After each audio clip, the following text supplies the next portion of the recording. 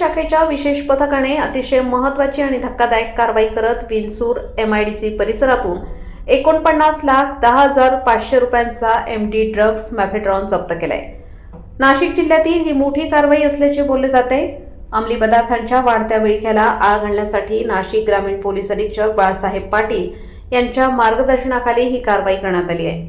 Vinchur MIDC परिसरात MD mephedrone या अंमली पदार्थांची विक्री होणार असल्याची खात्रीशीर गुप्त माहिती मिळाल्यानंतर राबवण्यात आलेल्या छाप्यात तब्बल 701 ग्रॅम 5 मिलीग्रॅम MD ड्रग्ज जप्त करण्यात आले।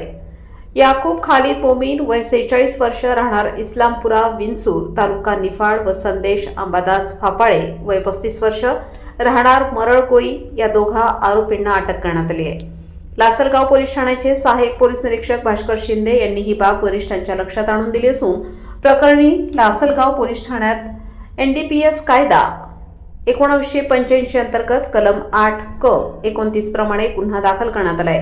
या कारवाईमुळे निफाड तालुक्यातील अंमली पदार्थ विक्री साखळीला मोठा धक्का। दिनांक 20 जानेवारी रोजी लासलगाव पोलीस स्टेशन हद्दीतील विंचूर या ठिकाणी एक व्यक्ती हा NDPS अंतर्गत येणारा पदार्थ विक्रीसाठी येणार आहे या संदर्भातली माहिती माननीय विशेष पोलीस महानिरीक्षक यांना व आम्हाला प्राप्त झाल्यानंतर एक संयुक्त पथक बनवून त्या ठिकाणी व्हेरिफिकेशनसाठी पाठवण्यात आलं। त्यामध्ये जो व्यक्ती आहे याकूब खालिद मोमीन याच्या कब्जामध्ये साधारणतः 315 ग्रॅम MD हे त्याच्या स्कूटीमध्ये आढळलं। त्याचबरोबर त्याची घरझाडती घेतली असता त्यामध्ये 386 ग्रॅम MD हे त्याच्या घरामध्ये मिळून आलं। साधारणतः टोटल 701 ग्रॅम MD पावडर तिथे मिळालेली आहे। वरिष्ठ अधिकारी ही घटनास्थळी जाऊन त्या संदर्भातील पूर्ण कारवाई करण्यात आलेली आहे। याच्यामध्ये साधारणतः 50 लाख रुपये किमतीचा हा MD पदार्थ हा त्याच्या कब्जामधून मिळून आलेला आहे। पुढील कारवाई लासलगावचे प्रभारी अधिकारी करत आहेत। झिरो टॉलरन्स NDPS या बाबतीमध्ये संपूर्ण जिल्ह्यामध्ये मोहीम सुरू आहे।